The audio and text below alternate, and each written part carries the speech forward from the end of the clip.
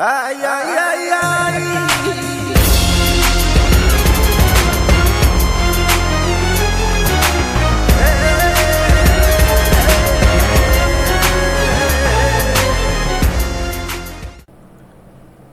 This is the Sri Swaminarayan Mandir.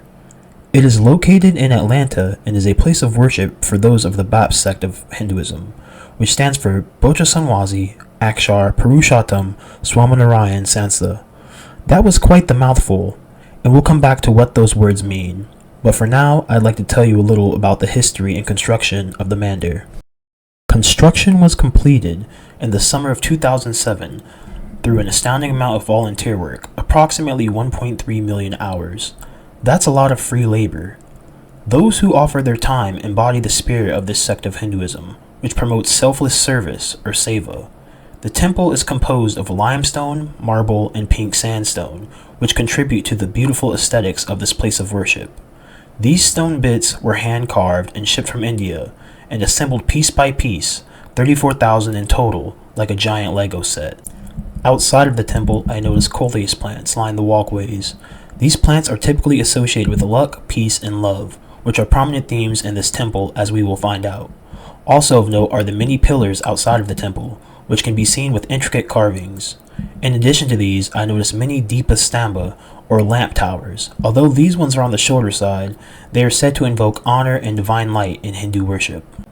There was still some time left to kill before the ritual service, so the gift shop seemed like a good place to look for more insight into what this place is about.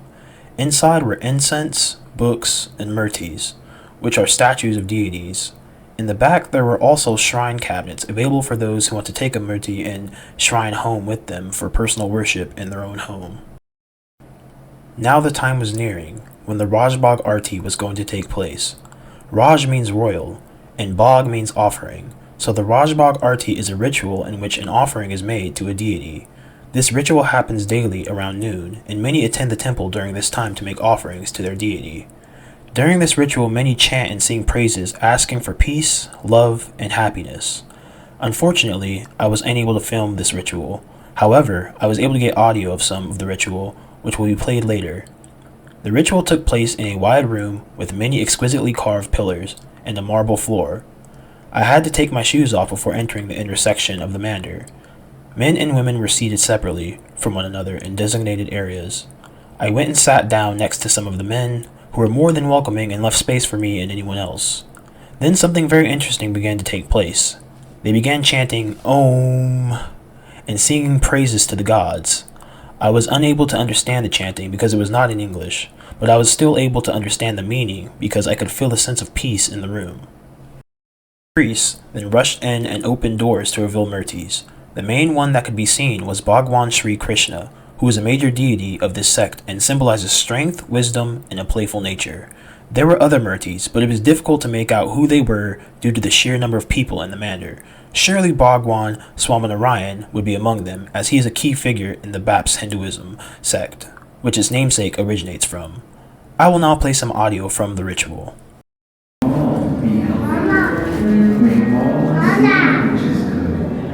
May no one ever suffer. Sarve Sukhina Santu Sarve Santu Niraya Sarve Bhadrani Pashyantu Ma Kashintu Brahma Priya. Lord God, may peace prevail in the heavens, the skies, and the atmosphere. May peace prevail on earth, in the waters, herbs, plants, and trees.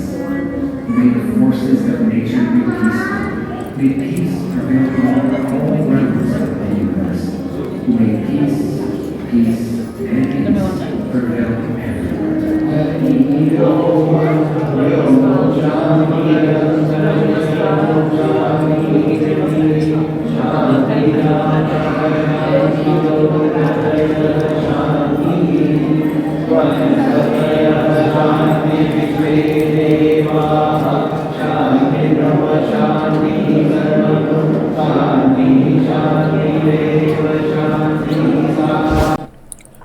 Afterwards, I found someone and asked a few questions about the ritual.